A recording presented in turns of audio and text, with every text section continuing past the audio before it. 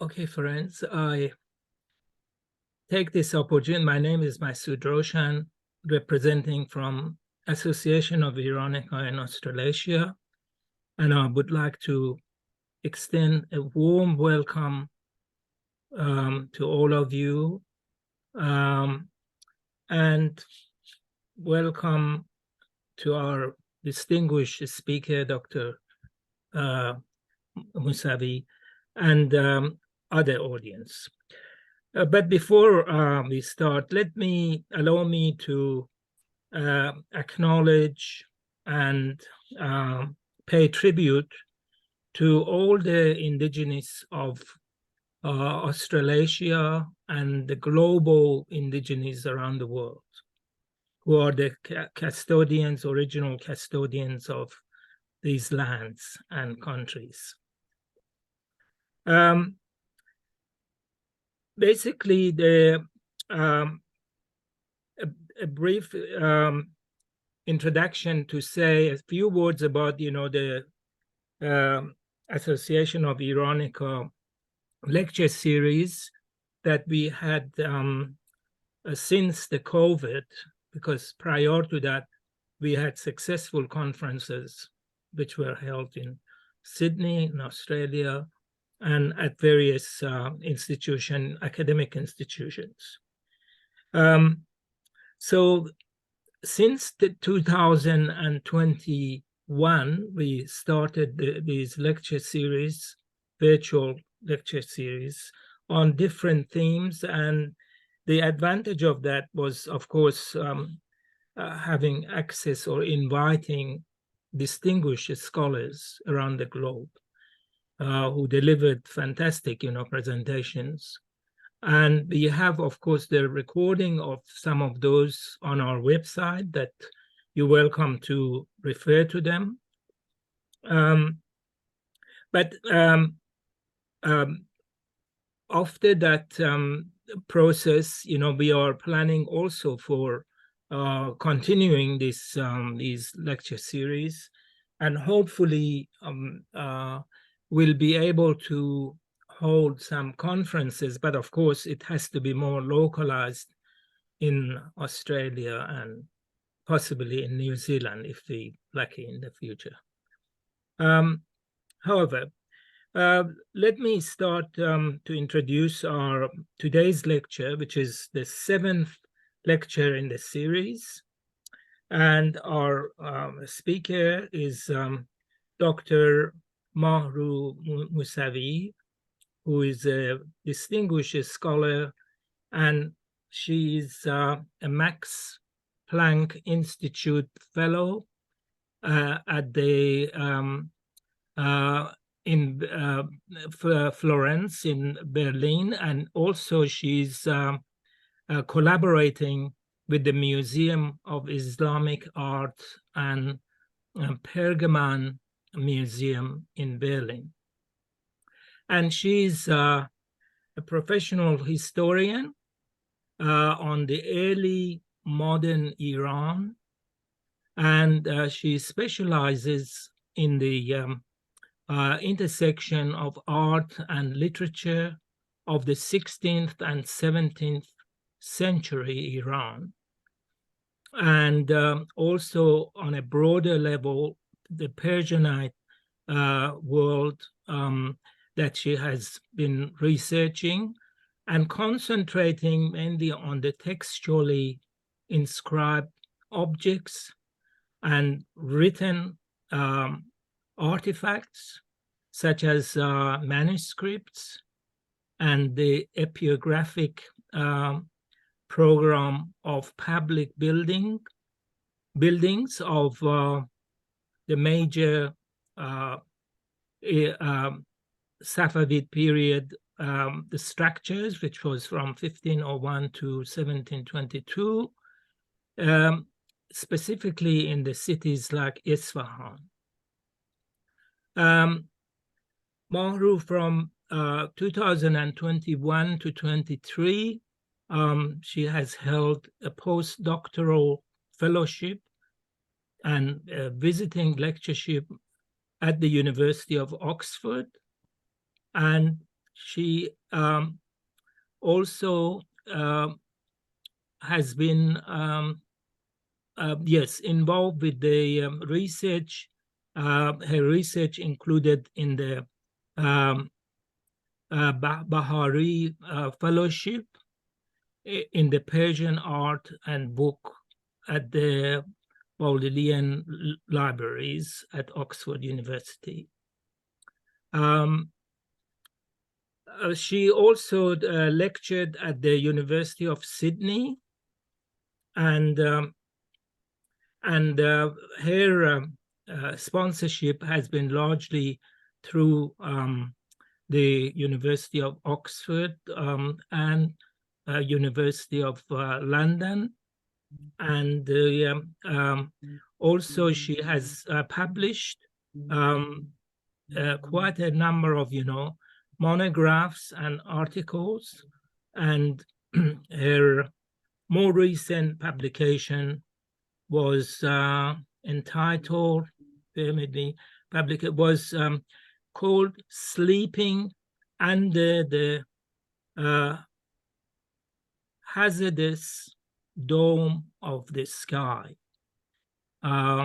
which is an intertextual study of representation of corporeality in 17th century poetry and architecture of Safavid period. So I can go on for a bit longer, but I don't want to tire you. But obviously, Mahroo has got a lot of credentials that really we look forward for her presentations. So here I pass the mantle to you, Mahroo. Go ahead. Thank you very much, dear Masood, for your kind introduction. And I should also thank the Association of Iranic and Persian Culture in Australasia for inviting me to this lecture. Also, thank you everyone for being here today for the lecture. So let me share my screen.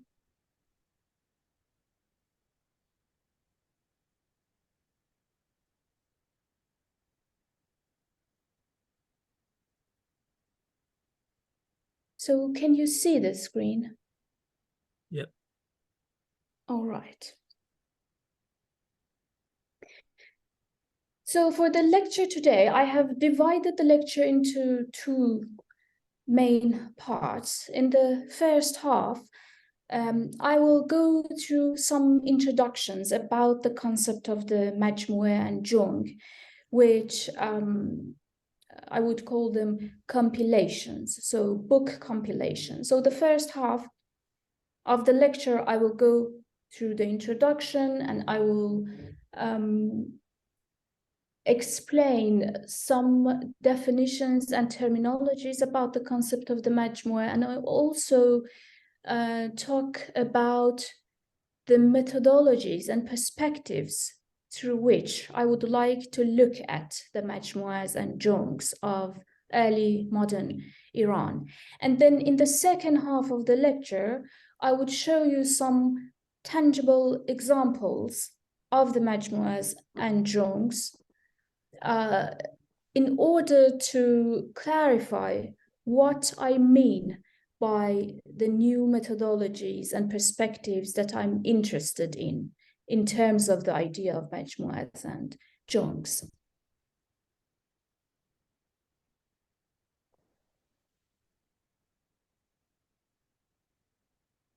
Majmu'ah, Jung, and a number of other names with which this corpus is identified shape an extensive part of the historical, art historical, and literary productions of the Perso-Islamic societies.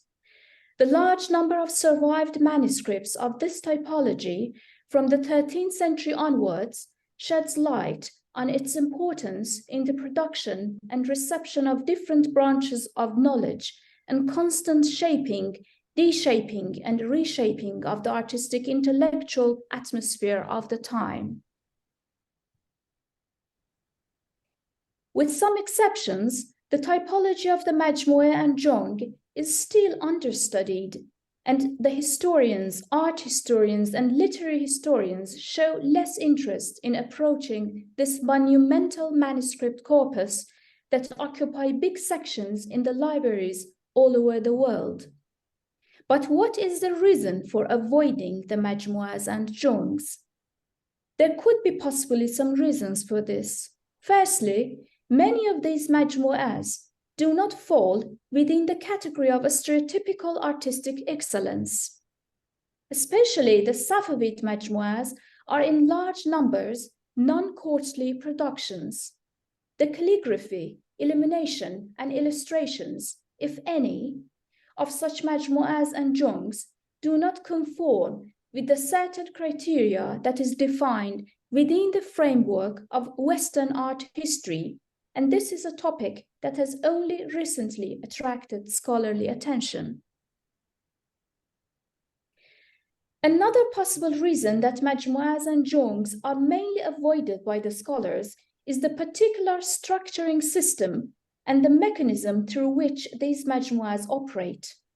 Unlike many other typologies, Majmu'as usually tend not to follow a clear, certain straightforward logic of narration or composition.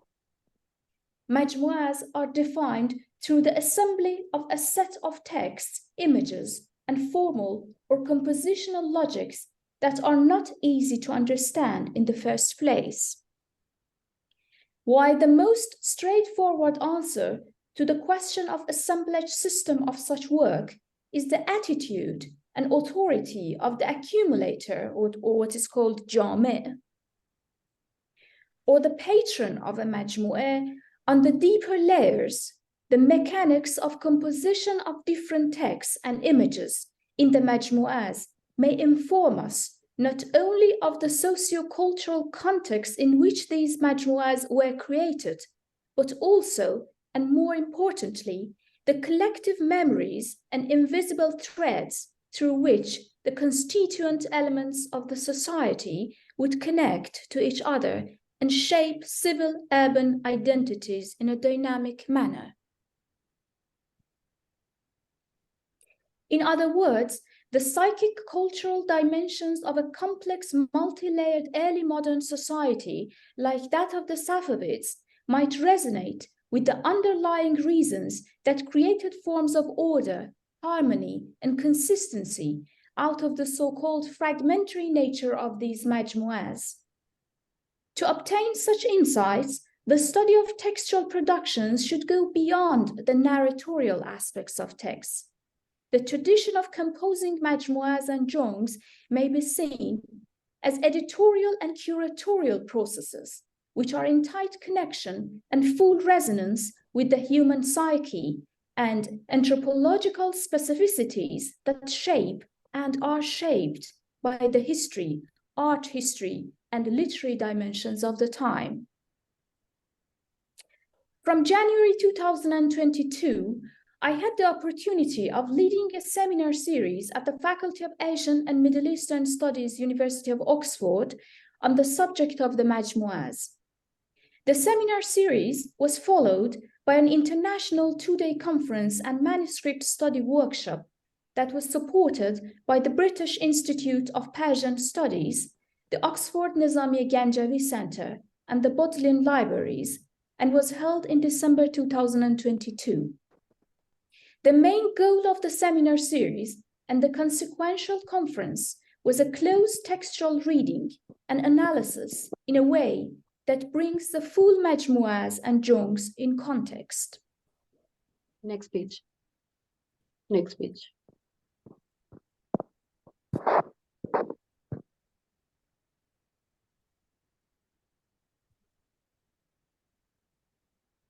Now let's move to the definitions and Next terminologies.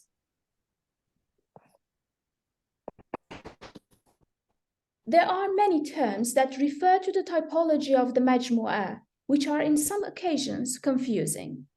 Terms such as majmu'ah, jung, safine, bayaz, kashku, zanbi, chante, daftar, dastak, جریده، صحیفه، دستور، هزار پیشه، گنجینه، گلچین، خرقه، شهرآشوب, and indeed مرقع are only a number of these terms. While trying to draw clear boundaries between these terminologies is a problematic positivist methodological approach in the contemporary scholarship, it would be still necessary to define some terms in order to facilitate the study and analysis of this corpus. While there are different logics through which manuscripts can be categorized, such as thematic or linguistic categorizations, here I base my definition on a quantitative system. Through this system, if a whole manuscript is made of one single text or is composed by one author, or if one particular title can refer to the whole book, this may be considered a single text and not a majmu'ah.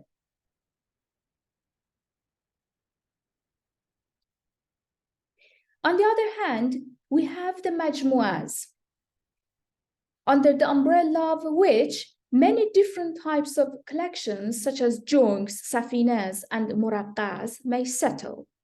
It is safer not to use the term majmu'ah for all of these typologies. Majmu'ah is a collection of a number of texts that are self-sufficient and can work independently if it is required. A good example of this type is the Majma'ul Insha of Evogle or the Safavid Majmu under MS21B at the Kitabkhane Danishgah Tehran.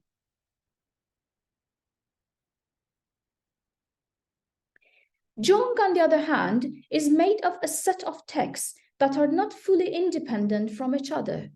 Jung is composed of fragments and bits and pieces by one or more than one author gathered in a book in a selective manner. Moving towards the Safine, the concept of Safine is very close to Jung with some differences. Firstly, most of the Safinas are only composed of fragments of nazm. The nazm is poetry. On the other hand, Jung could be made of a combination of nazm and nasr. Nasr is prose literature, or only some pieces of nasr. This classification system, however, is not comprehensive, and there are many examples that do not fit within the classification logic. The second difference between Safine and Jung relates to the history of the application and the use of the two terms in the literature. Safine, originally meaning a big ship, has a much longer history. Muhammad Qazvini, in an article called استعمال قدیم سفینه به معنی Jung, writes, and I read the Persian text, but indeed the English translation is included on the slide. در کتاب خاص الخاص ثعالبی متوفا در سنه 430 کلمه سفینه را در عین همان معنی جنگ یافتم. این استدراک را در این شماره چاپ بفرمایید که معلوم شود که در اوایل قرن چهارم یا اواخر قرن سوم از همان وقتها کلمه سفینه به معنی جنگ در ایران معمول و مستعمل بوده است. In the literature as well, from the 6th century Hijri, which is 12th century AD, we see the use of the term safine. The oldest known use of the term safine as a book is by Am'aq Bukhari, the 5th and 6th century Hijri poet of the court of Al Afrasiyab. He says, ز روی علم و هنر نادری است در هر نوع، ز روی فضل و ادب آیتی است در هر باب، در این صحیفه گنج‌های فهرست علوم، در آن سفینه کتب نوادر و آداب. The beloved or the mamduh is here likened to a sahife that has a fehrist of precious knowledge and to a safine of inventive topics. Also, Husayn ibn Asnad Dehestani in Faraj Ba'd az Shiddat, written in the mid-7th century, which is 13th AD century, writes, این ابیات بر او خواندم، از آن حال تعجب نمود و شگفت داشت و این ابیات را مستحسن شمرد و بر سفینه ثبت کرد. The use of the term Jung, on the other hand, starts to flourish mainly from the 9th century Hijri onwards, 15th century AD. As some scholars have noted, the term Jung or Jung refers to a type of big sail ship that originated from Java and were used in Southeast Asia and are still used in parts of Hong Kong. Iraj Afshar confirms that in the Southeast Asia, this term has always been used in its literal meaning and has never been associated with any literary conceptions. It is safe to say that the similar literal meaning of the term Safine and Jung has led to the popularity of the term Jung later in the time. In Burhan Qate, authored in 1062, which is 17th AD century, by Muhammad Hussein ibn Khalaf Tabrizi, Jung is defined as شتری را گویند که هنوز او را به زیر بار نکشیده باشند و به معنی کشتی بزرگ و جهاز هم هست و بیاض بزرگ را هم گفتند. It may not be possible to state with certainty why those collections of poetry and prose were called Safine and Jung. While some refer to the form of these books and resemble their sometimes elongated shape to a ship, this cannot be fully justifiable. It is probable that the use of the concept of ship as a book signifies, firstly, the way a big ship contains many things from different types and essence, as a poetry or prose Safine or Jung does. Secondly, the term might refer to the security provided by a ship and how it saves what it contains from the chaos of the ocean. This, first and foremost, associates with Noah's Safina and its entire story. As in the Burhan Qate's definition of Jung and also a number of other sources, Bayaz or Bayaz Kalan is another meaning for Jung. But what is Bayaz? Muhammad Taqi Danishpajou, in his important article, مرقع سازی و جنگ نویسی writes بیاض آن دفتر را گویند که برگهای آن از پهنا به هم دوخته شده و از درازا باز شود. Therefore, بیاض, originally meaning white and sometimes used to refer to a white or none yet written piece of paper, in the Islamic tradition may refer to a particular manner of bookmaking and bookbinding. Bayaz is usually a small and not very thick notebook that is bound lengthwise. In other words, the binding is on the short side and the book can be opened on the long side. The components of Bayaz are mainly fragments of poetry and prose, prayers, madiheh to be sung, and small notes. The particular format of the Bayaz makes it very easy for the user to open the book anywhere and use it in different occasions. The Jami', the accumulator of Bayaz, in some instances would ask the prominent scholars of the time to each write a page or pages in the Bayaz with their own hand. This tradition has led to a survival of some very important texts across the time.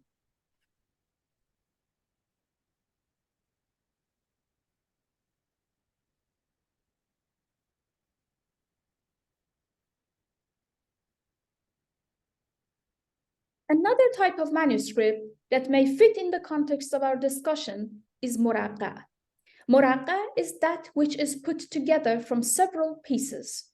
Muraqqa in the Islamic artistic tradition is in fact an album of pictures that were mounted by the collector in a book and were in cases accompanied by calligraphic lines. Some muraqqas have illuminated frontispieces and luxurious bindings.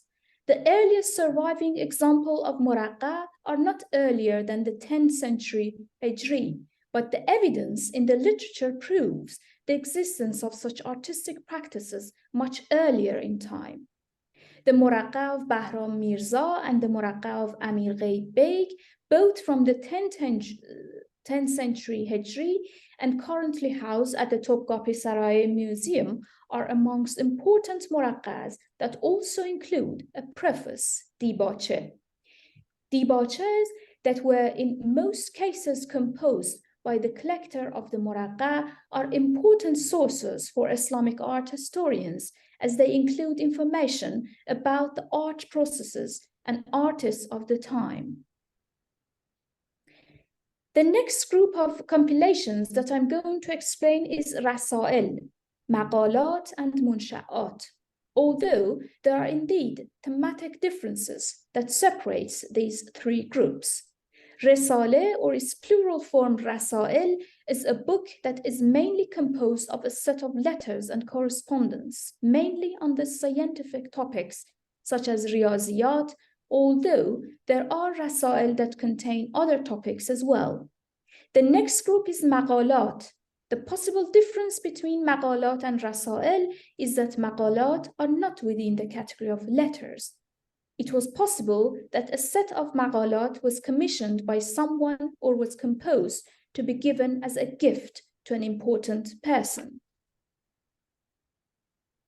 Then we have the important category of Munsha'at. Munsha'at is in a big part a collection of letters. There are different types of letters that can be included in a Munsha'at. Munsha'at could include Sultaniyat, which is the royal correspondence and itself covers manshurs and misals. Then Ikhwaniyat, which are personal epistles. Then Qisse, Mahzar, and a number of other topics. The range of materials and topics included within some insha collections is so diverse and sometimes confusing. As a very good example, I refer to the Majmu'e Ahmad Ghulam, the Kitabdar of the Safavid Kitabkhane in the later Safavid period. Ahmad Ghulam's Munsha'at contains more than 312 topics. The range of the topics, which includes epistles, farmans, risalas on different topics such as music or occult sciences, and many other topics, is so diverse that it would not be wrong to put it at the intersections of Jung and Munsha'at. While the Munsha'at is amongst of a few subcategories of Majmu'as that have received a degree of scholarly attention so far, such as the body of work by Muhammad Taqi Danishpaju, Iraj Afshar, and recently Colin Mitchell and some young scholars, it still awaits fresh insights that look at these majmu'as and also the other types of majmu'as and jungs as means of understanding the complex and intricate system of thought that selected and curated the topics within the majmu'as, designed and produced the majmu'as, and finally received and perceived such majmu'as. It is on these methodological topographies that my interest in the subject of the majmu'as operate. In the second part of the lecture, I move to some examples of the majmu'as to make these points clear and to show what I mean by such methodological approaches. As I mentioned, majmu'as and jungs have been widely produced and survived from the 10th to the 12th century, 16th to the 18th century, in the Safavid and Persianate context. This typology, however, due to the complexity of the methodological lenses through which it might be approached and analyzed, is amongst the most understudied. While there are multiple questions through which the scholarly relationship with the subject of the majmu'as and jungs can be redefined, in the remaining part of the presentation, I'm limiting myself to one of the initial ideas with which the Safavid Majmu'as and Jungs project at University of Oxford started, namely the importance of re-examination and re-evaluation of the very formation of the Majmu'as based on a conscious rather than random or superficial selection, juxtaposition, and curatorial, a multi-layered practice that operates mainly and most importantly through three core domains: the authorship, the readership, and the societal mental resonance between these two. In the workshop, parallel to the previously mentioned Majmua conference and workshop, I selected 7 Majmuas that are currently housed at the special collections of the Bodleian libraries. In this presentation, I will focus on 4 out of the 7 manuscripts. The first manuscript I'm going to talk about is MS Hunt Donut 18. This is an undated, particularly interesting majmu'ah with 4 or even 5 different logics through which different texts are arranged in the book in each page. Throughout most of the manuscript, one text runs at the top, another text at the bottom, and 2, or in some sections 3, at the center.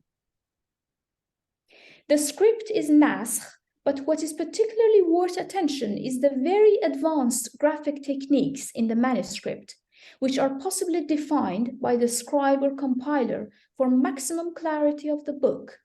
It is extremely interesting to see that 5 different ink colors are used in this manuscript: brown, orange, red, green, and 2 types of black. The size of text is also different for different categories of text.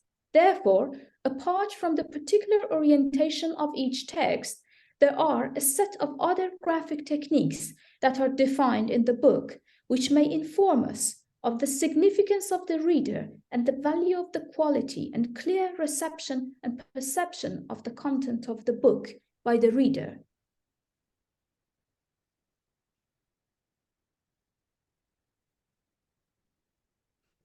In some pages of the manuscript, we can see traces of the diagonal and horizontal mustarra, and mustarra is the pressed guidelines into the paper, or even pressed circle guidelines, which again signals the clear planning system of the book in the mind of the scribe or compiler. While graphic design decisions might be part of the process of production of any visual platforms, such as a book, the fact that a majmu'ah and not a single author text, as we see in many examples of masterful book arts, has been the subject of such intricate design process may lead us to rethink not only the value of the reader, but also, and more importantly, the importance of the delivery of that particular message within the majmu'ah to the reader. With such multi-layered, intricate and complex pre-planned graphic system in a majmu'ah, it might be appropriate to question once again the idea of randomness or the lack of a systematic selection process of different texts in a majmu'ah. In other words, if the book arts and graphic system of the book has been so careful and systematic, how could the selection process of topics for the majmu'ah not be?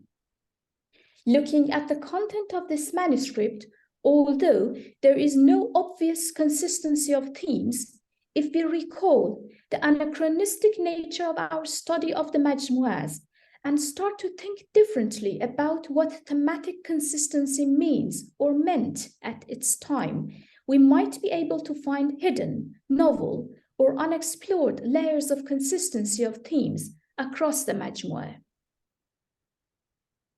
For example, I refer to the theological text, but also a very interesting tract on love in this manuscript.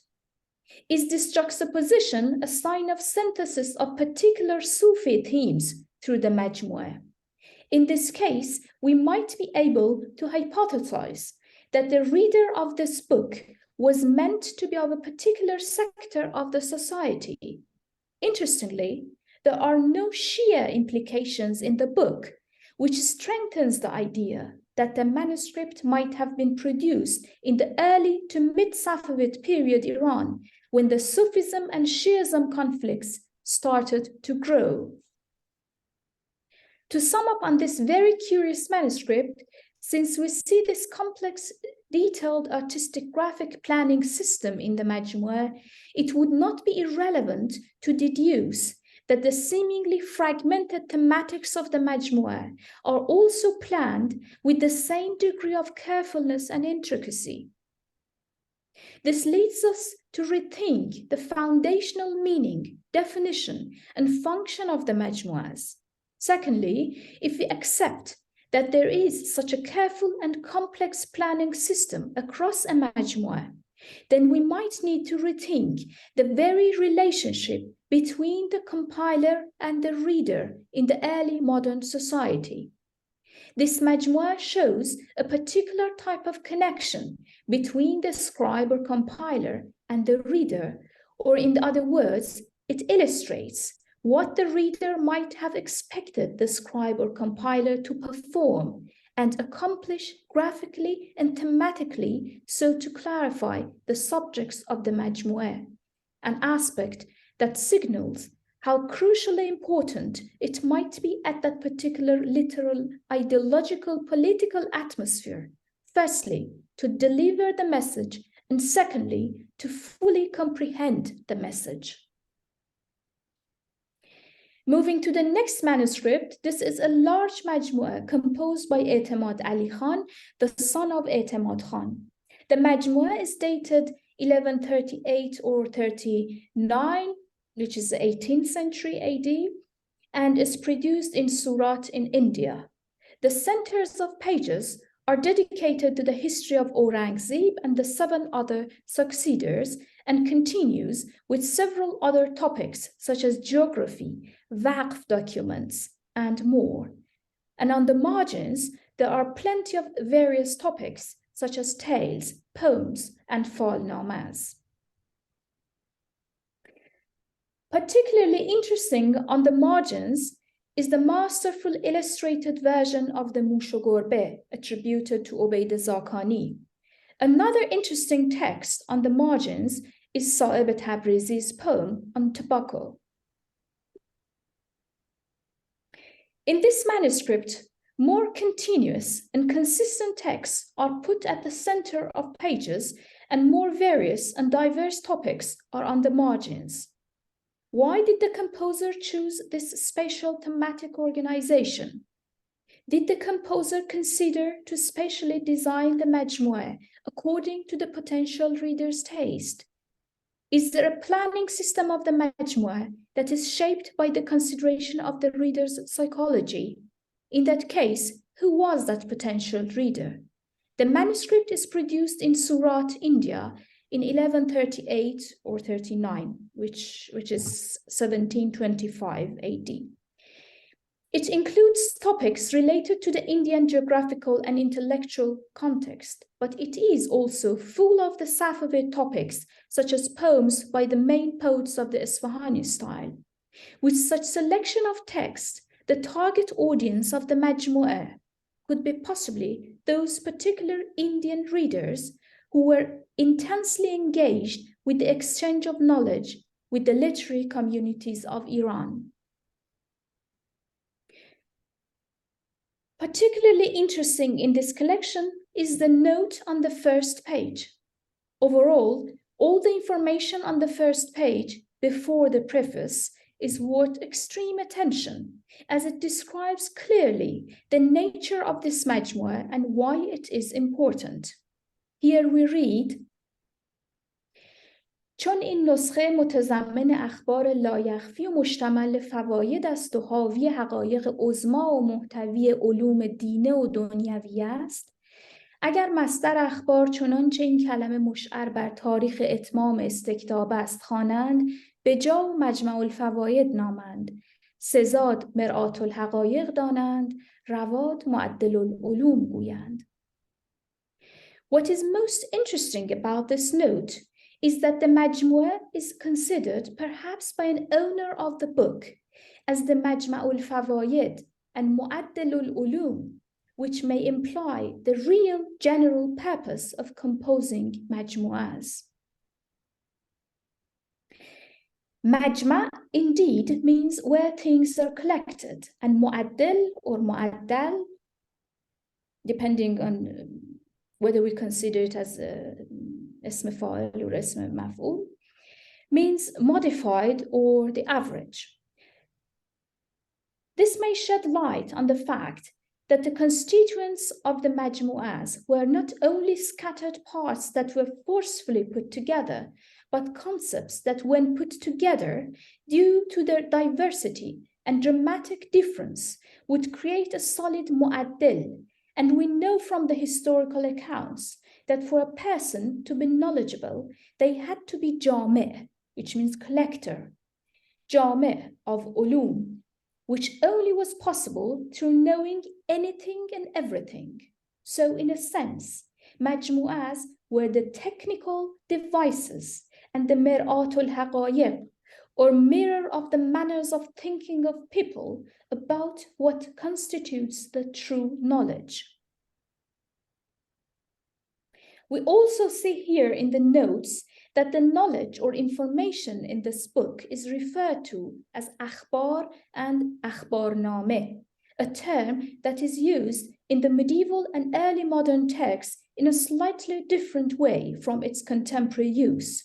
Here, even the number of sections in volume 1 is called Panjah Akhbar, which implies the fact that such types of knowledge were called khabar and akhbar, which means news in the contemporary use. This makes sense when we look at the majmu'as as earlier equivalents to the idea of newspapers, but in slower production rate and frequency. Therefore, the thematic and spatial similarities between some 11th and 12th centuries majmu'as and jungs, in 17th and 18th centuries majmu'as and jungs, and the early examples of print newspapers in Iran might not be coincidental. Moving to the third manuscript, it is made of extracts of different types of prose and poetry. The majmu'ah is worth attention for the ways in which several thematically different texts are combined together through different spatial logics. In facing a majmu'ah, and as I focused upon in the previous two manuscripts, one of the main questions is, why does a certain text come after another, or is there a particular arrangement or inner logic engaged with the process of composing a majmu'ah? While we saw references to the operation of such logic in the notes at the beginning of the previous manuscript, there is a section at the beginning of the part after a text called Adab Khat, which means manners of calligraphy, that somehow explains the logic of arrangement at least for 3 sections within the majmu'ah. Adab Khat ends on folio 81A. Then there is a related page on folio 81B, which is thematically on the intersections of occult and calligraphy. Then on folio 82A, a section starts on Ilm Johar wa Araz, which is in fact the natural and physical science and its documentary accounts.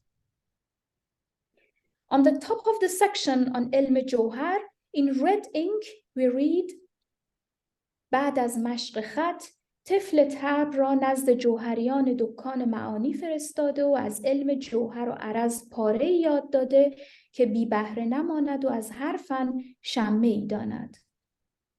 And then the section on natural science and also cosmology starts.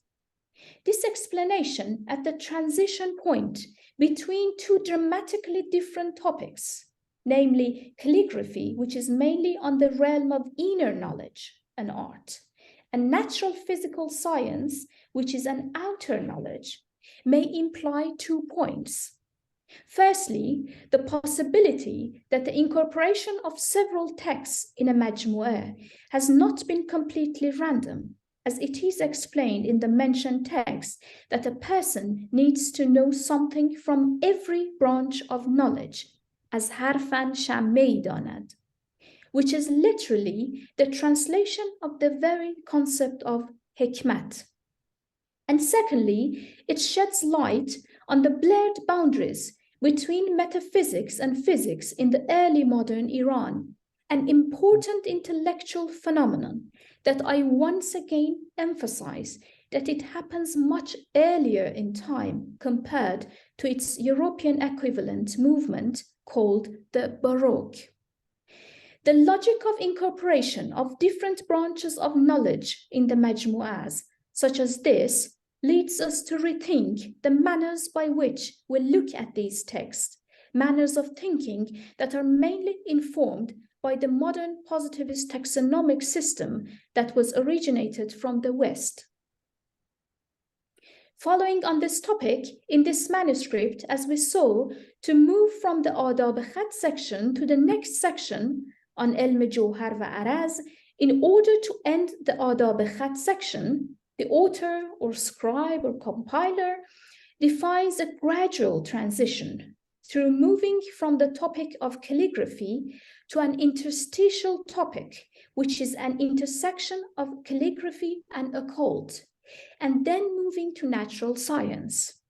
This may signal that the compiler avoids any form of rupture between different topics and plans to make the move from one topic to the next smooth and thematic, psychologically convincing.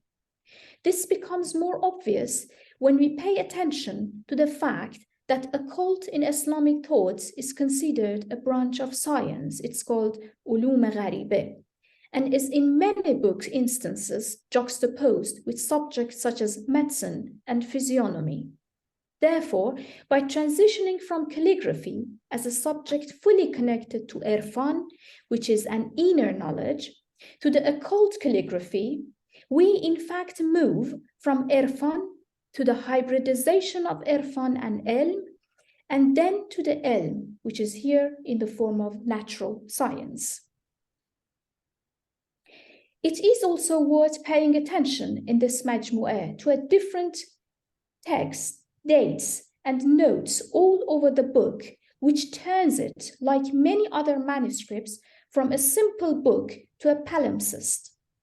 In the margins, which in many pages were originally left blank, text has been added later.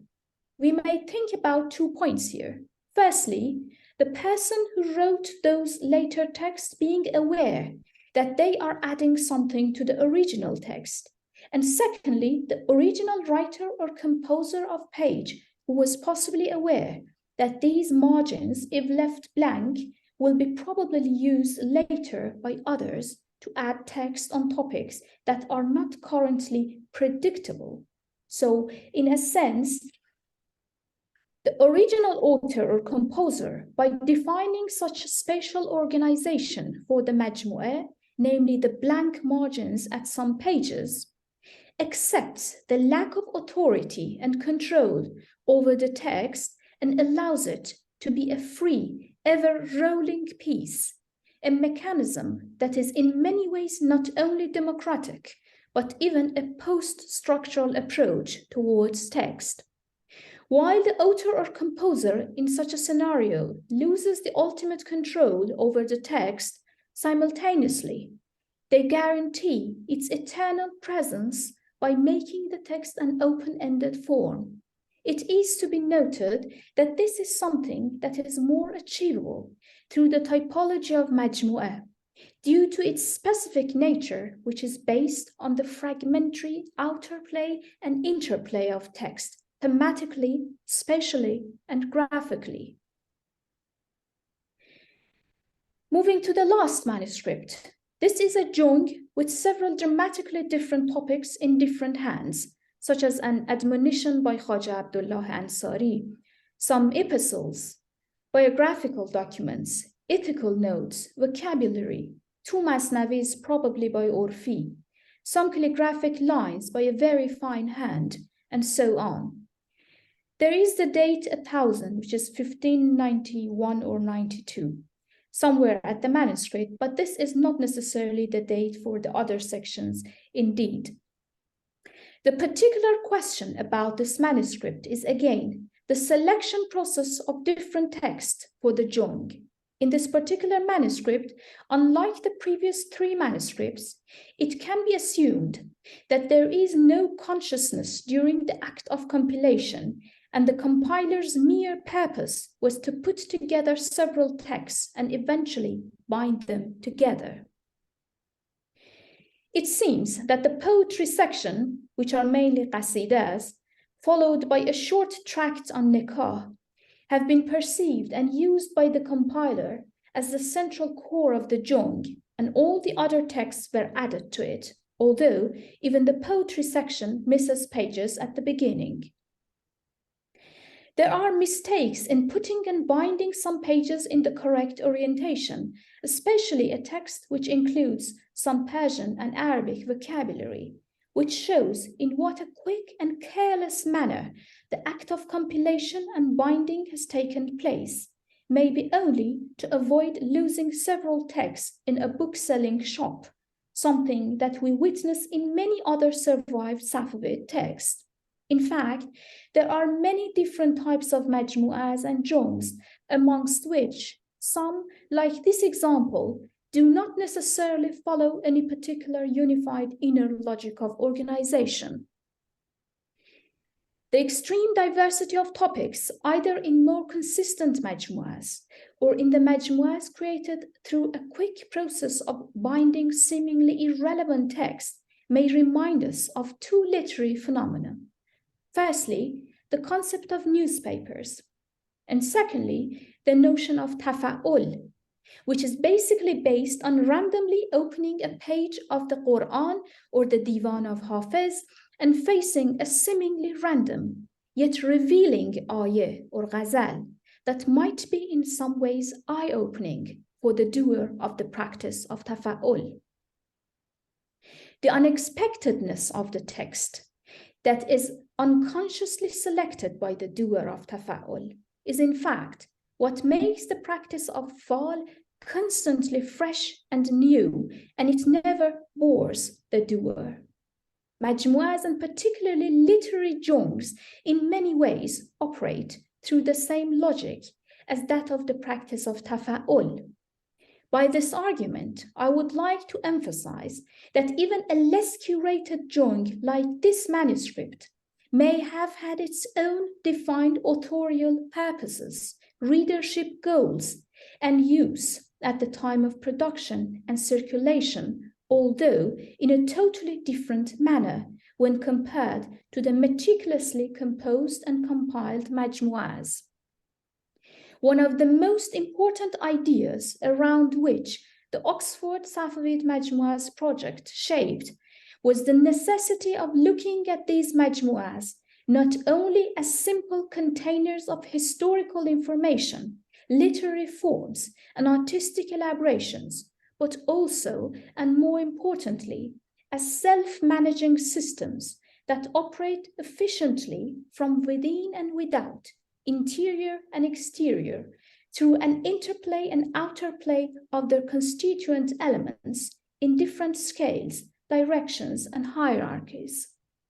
This complex network and its consequential mechanisms and synthesis as a result of juxtaposition of fragments of text within a majmu'ah, either planned by the author or left to the authority of the reader, is a particular characteristic of the typology of majmu'ah that not only introduces this type, but also may shed light on the agencies, procedures, and the manners of thought that produced, received, and perceived the majmu'ahs at the advent of modern Iran and the broader Persianate world. Thank you.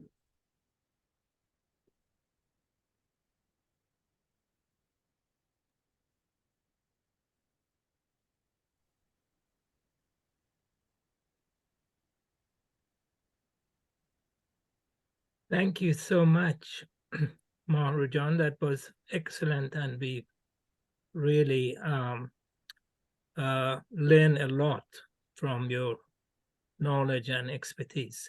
I would like to open the Q&A session and to get the ball rolling, I'll just start with a couple of questions which might start our discussions.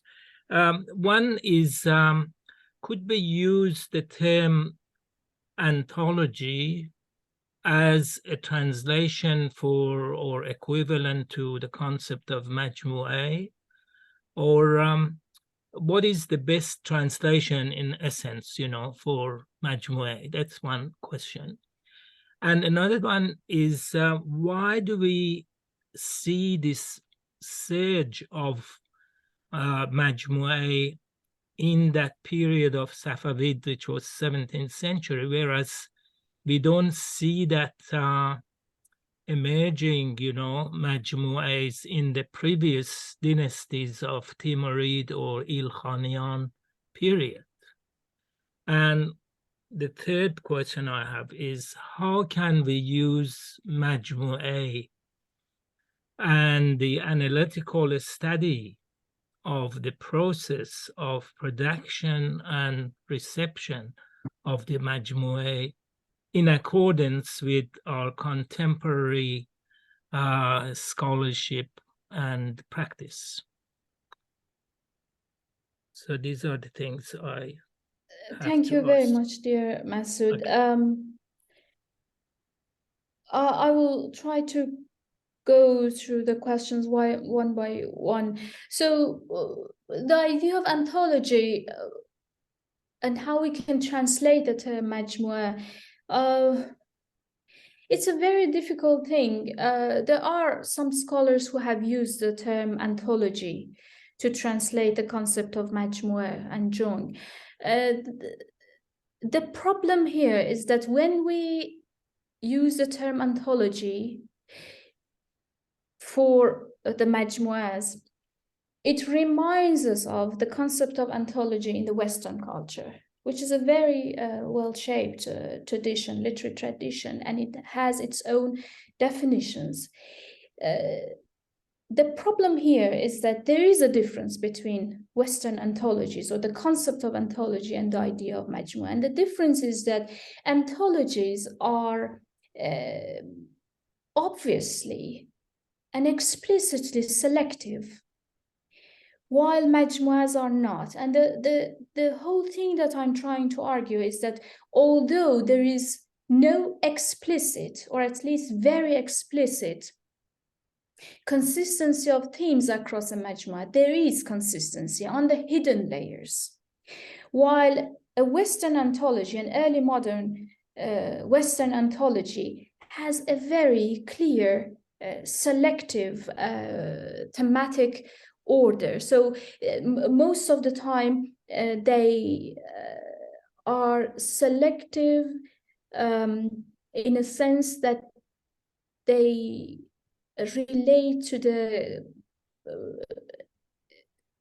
literary canon of the time, or the history of literature. So by selectiveness of Western anthology, I mean that it's very selective, and you clearly know as a compiler what pieces of literature you're going to include in the anthology.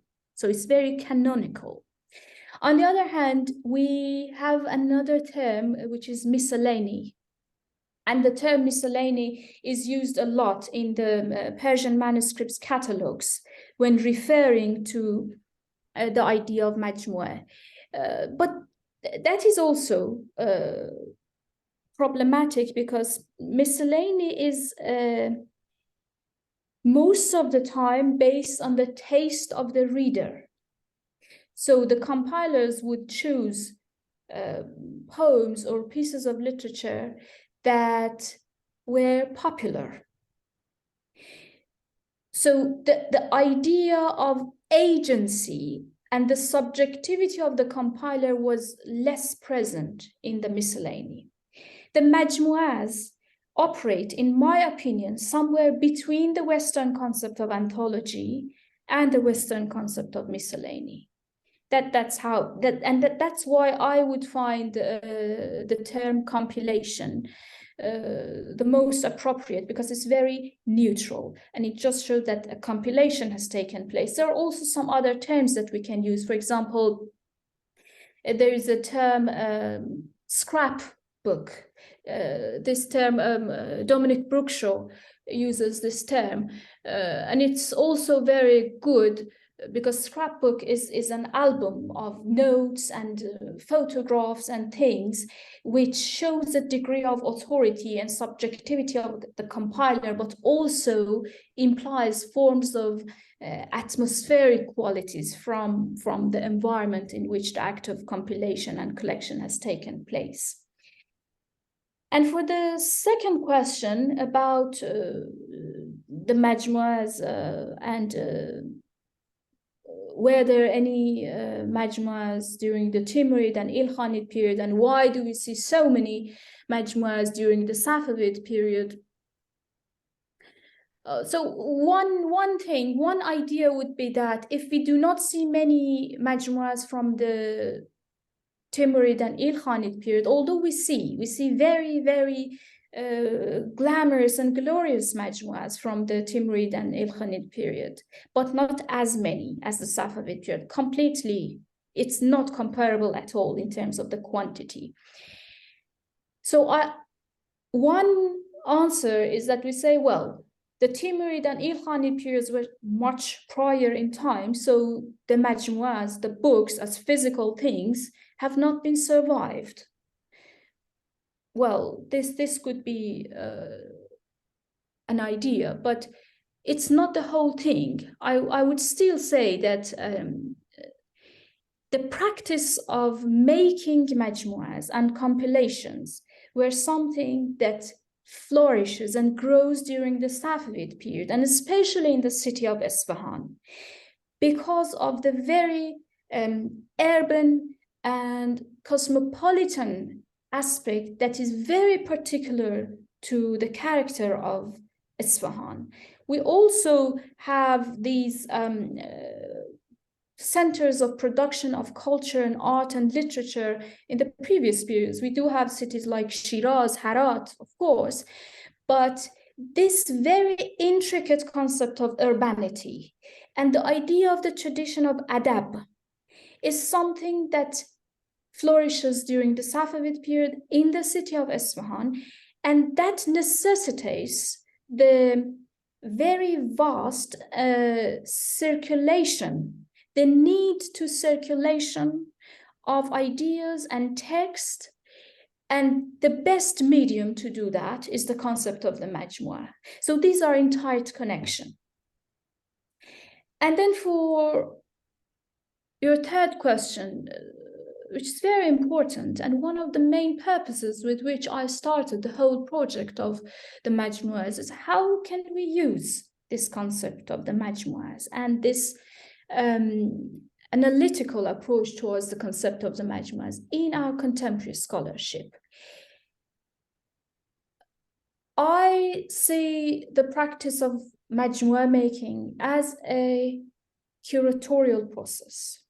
And we do have the problem of curatorial in the Islamic art museums, which are still based on Western art historical approaches. Still, we do have this. So all the categorization and taxonomic systems and ways of looking and lenses and methodologies that are used for the exhibitions and museums of Islamic art that are Western art historical. On the other hand, we do have evidence of curatorial practices, of which the majmua making is a very, very particular one. So how can we use this to reveal some parts of the inner mechanisms of thinking of a compiler as an early modern curator? As a very quick example, some time ago, I saw a divan of Hafiz. It was a Qajar, early Qajar manuscript, and interestingly, it was illustrated. And there were some pictures mounted on the pages. So it was clearly like the manuscript was not illustrated, and there were some blank pages planned for the incorporation of paintings and illustrations, but for some reasons there was no time, so it was left blank. And then you could see that there were later attachments and the paintings. And you could see that for some ghazals, beside the ghazal, there were some seemingly irrelevant paintings. So paintings of the Gozar Siyavesh az Atash, or a painting of Mehraj, which are completely, you know, if you just look at it, you would say there is no relation. But when you go to the text, to the ghazal, and read the ghazal, you could find very, very intricate thematic connections between the ghazal and the fire ordeal of Siyavesh, or the concept of Mehraj. So that brought the idea to me that, is it possible to use this in our contemporary practices of curatorial of Islamic art? Do we think about putting together a manuscript of Hafiz and a painting of fire ordeal of Siyavesh? It never happens in reality. We do not see this in an Islamic art museum. But if we go back to the mechanisms of thinking of the real curator, from that context, that might give us some fresh ideas of curatorial, which is not easily perceivable in the first place. I hope I've been able to answer your questions. Thank you very much. I think we have few questions which have come in the chat. And first of all, I think Martin, you had a question. You go ahead. Yeah, thank you. Can you hear me clearly? Yes. Am I heard? Yes, thank you very much. So thank you very much. This is really inspiring, and I'm really struggling to find a concentrated, good question. But my question would be really along the same lines as the previous question. Do you think I am working on the preservation of classical literature, early classical literature like Ghaznavid era literature in Jung's Safavid Majmu and later compilations, especially Safavid era. And I found that a lot of the early poets actually appear in divans, in so-called divans, in the Safavid era, or earliest in the late Timurid era. And my very cautious hypothesis, and I don't know if you agree with this, but I think that Taskere and Jung can be seen as a process. So Taskere is much more of a modern anthology that you mentioned, tool of canon formation, with a very strong concept, almost a history of literature in an anachronistic sense.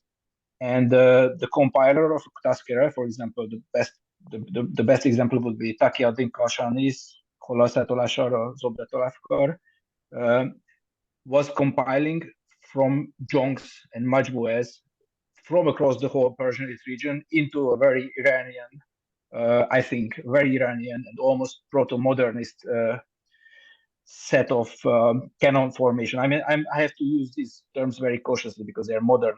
They're best understood in the modern context, but in some way, this literary modernism, I think, starts in the Safavid era, but in a very, very vague way. And I don't know if you agree with this. And also, I think a lot of divans are compiled consciously from majmu'ahs with a lot of scattered verses. The divans emerge. All the divans of Manuchehri, Farokhi, Onsori, and all the earliest poets, and even Hafiz, I think, is first in Majmu'ah al-Lataif or Safine Zaraif or in the Dushanbe Majmu'ah. So I don't know if you agree with this analysis, but yeah, it was very interesting, and thank you very much. Thank you very much for your question. Absolutely, I agree with you that the concept of Taskere is very close to the concept of anthology, although not completely similar. But yes, if we want to use the term anthology for any of these subcategories of the Majmu', Taskere would be the closest. And about the idea of divan, yes, that's also I would agree with you. And divan itself is a very interesting thing to look at. That's also something that we take as straightforward, but it's very intricate. And divan, as you said, it's a very, it's not recent, but it's not something that has just happened, you know, by the poets necessarily. So it's something that could originate from a majmu and the processes of compiling and collecting. And in that sense, even one idea would be to look at the divan as a form of majmu that also may have some implications of the subjectivity and the personhood of the compiler. So why one ghazal is included in the divan and another one not? Because, you know, the person would refer to a majmu or a number of majmus and then select some ghazals and then put them into the divan. So all of these things may lead us to rethink the idea of subjectivity. Very important comments. Thank you very much. Okay, the next question is from Mansoure, and she thanks you for this very interesting topic. And she's very interested into looking at the content of these texts and wondering whether they are digitized and how they can be accessed. Thank you very much. This is, as I mentioned in the talk, it's a subject that has just recently been attracting attention. The most important example of attention to the content of the majmuas is through the work that currently Katrin Babayan does about the concept of the majmu. So she's leading a project of digitization of the majmuas that are housed in Iran and elsewhere. So this is something that is in process, and it's hoped that can be somehow not finalized, but in a way that we can access these majmuas soon. Apart from that, the problem about the majmuas is that, as I mentioned, these are not examples of art historical excellence. So there is no tendency to digitize them, right? So in a special collections of an important library, there is limited financial resources. So they would tend to digitize something that just simply looks better, right? They would digitize a copy of Shahr-a or digitize a copy of Khamsain Nizami, right? Rather than something that is just, as I said, scrap book or something like a less visual type of book arts, or something that is just text. So there is no tendency to do that, and there should be strong justifications to do that, and Katrin Babayan is currently doing that. Thank you. The next question is from Ali Rod. Ali, would you like to pose your comment? Yes. Can you hear me clearly? Yeah. Thank you, Marjam, for a wonderful presentation. That was excellent. And my question is in two folds, and I'll try to make it as simple as possible. I hope, if I can. The first part is my first interaction with a majmu or safina was when I was trying to do a little bit of literature review for my thesis. And I think there was an accidental purchase in our library, and we had the Safine Tabriz, which is like an Ilkhanet Majmu, and I started to look at this and couldn't understand even a single word. And thank you so much for the presentation today, that I have more of a clear idea. First thing is that it sounds like usually it's more like initiatives taken by individuals to doing these kinds of collections rather than patronages. So first question is that, did you come with any circumstances or anything that a majmu had been done by like a patronage, or like it was an agency of like a collection? The second question is that where is the authorship when we look at these? Because it seems like, as you mentioned, there's like a very intellectual atmosphere, and there are lots of like spatial organizations in a city environment like Rabbi Rashidi or like universities established in that time, and people are just like throwing amazing ideas, and someone's saying that, oh, we should like take notes of these. And like, have you interact or come with any examples in the symposium that you had that like you deconstructed text and you reached to like a different layers of the authorship? Thank you. Thank you. Thanks, Alijan. So the first question about the idea of individuality rather than patronage. I would say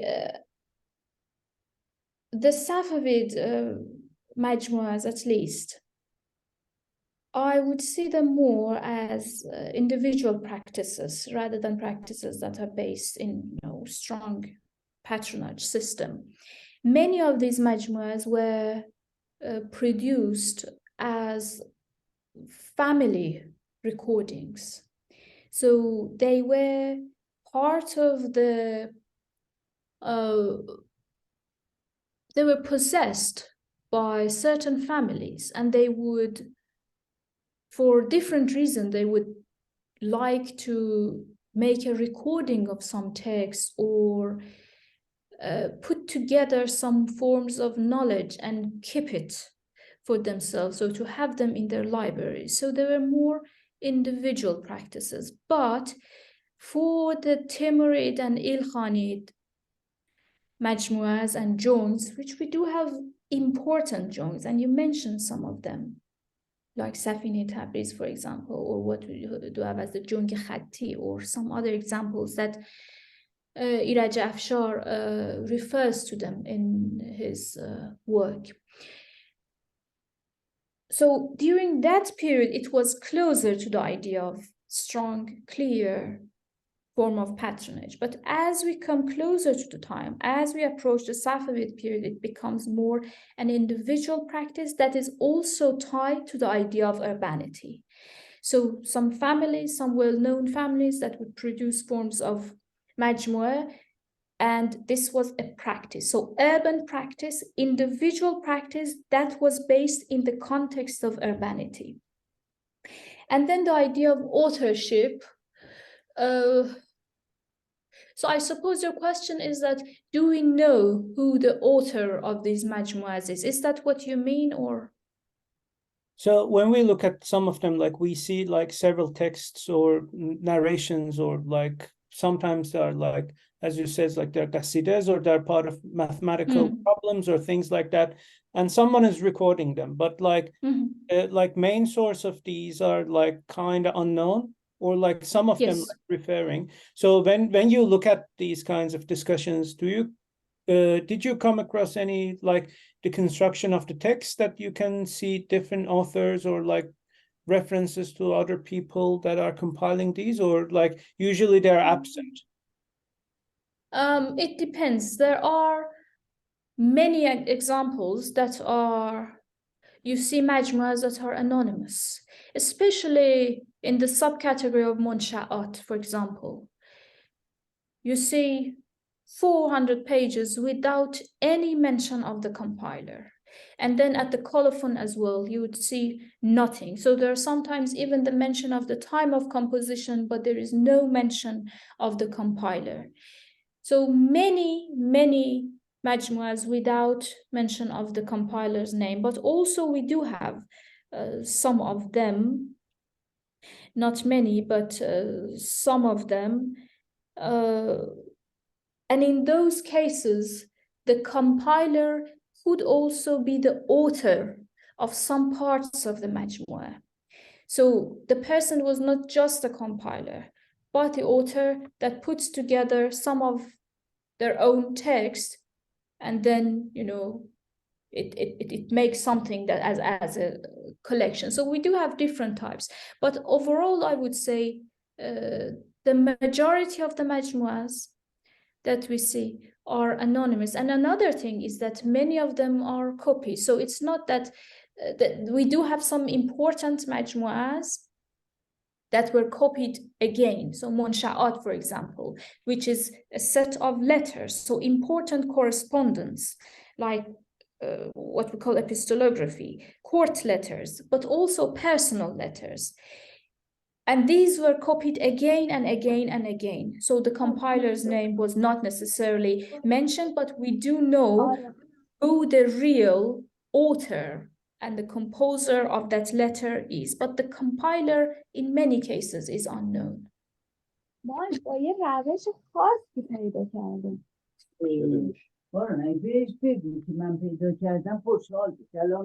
Okay, thank you. There was one more question from Hannah. Is Hannah there? John, I think you can mute yes. Yes, somebody is using. Yeah, okay. All right, the next question was from Hannah. Is Hannah there? Or she's left? Okay. Hello, Hannah. Thank you for being here today.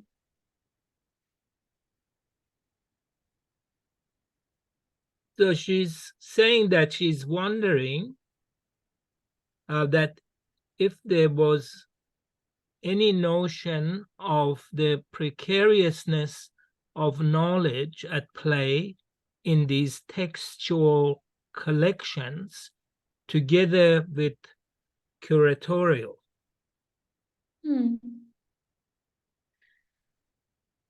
It's a very interesting question.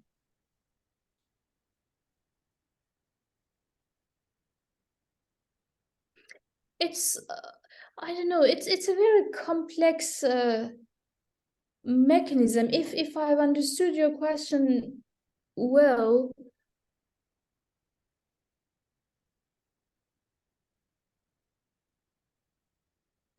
I think what you mean by precariousness of textual collections, correct me if I'm wrong, mean that there is some form of I don't know, contradiction between different texts in a majmua. If that's the case, we do see some cases of that, and I would interpret this in two ways. One is that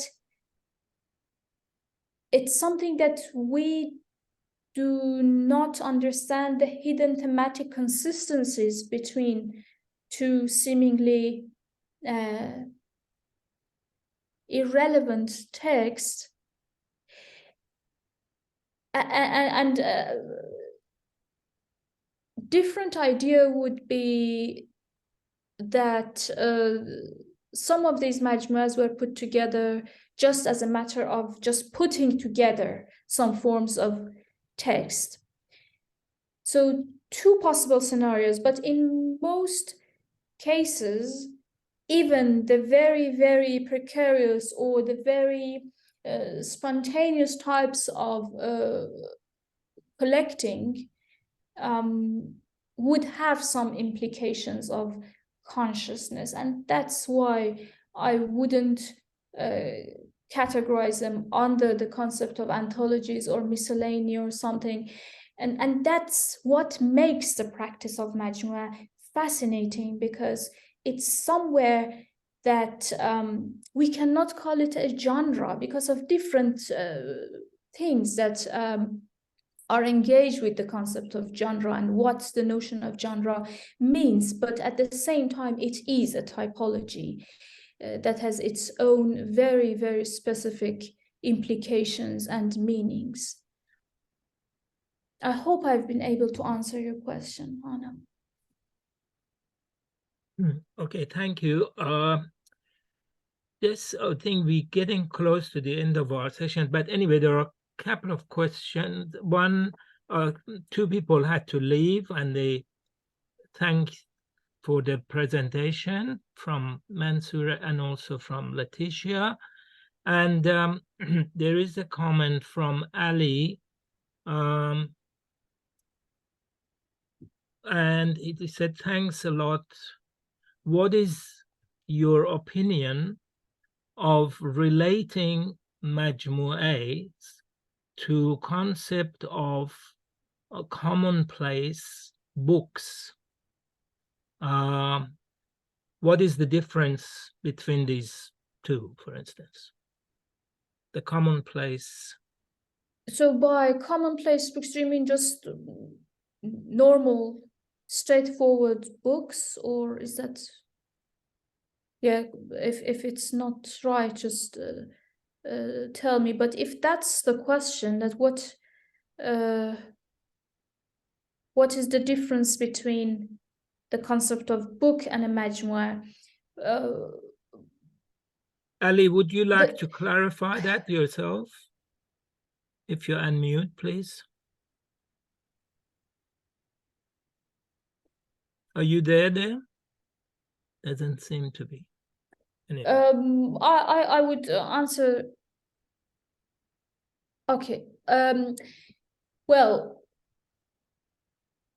I would define majmu'ah, as I explained in the presentation, as something that is not a single authored text or a single text. When a text is produced by one person, even if the text is in different parts and sections, it is safer not to define it as a majmu'ah. So in this case, as a very good example, a divan,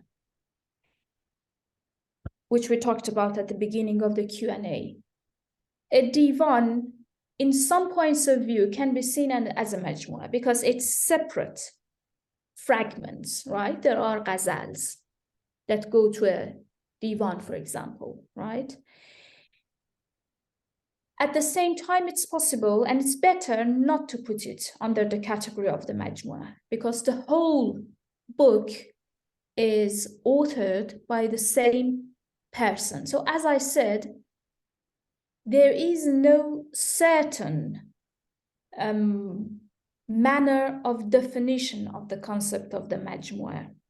And it's better not to do that, because by doing that, we again go back to the manners of methodology of Western history, art history, and so on. But at the same time, we do need some forms of definition in order to be able to proceed with our research. So I hope I've been able to answer your question. Okay. Well, thank you very much. I think we are at the end of our session, and I sincerely thank dear Mahroo for this excellent presentation, which was wonderful, and we learned a lot. And of course, it encourages some of us who are interested in the majmu'ah and this concept of manuscripts, to follow up on your path, and also hopefully, the recording of this session will be helpful for people to refer to it and listen to that. Thank you very much. And I thank you for all the participants who came and supported this as well. Thank you, Master John. Thank you, everyone. Okay. Thank you. And you have a wonderful holidays and enjoy your time. Good night.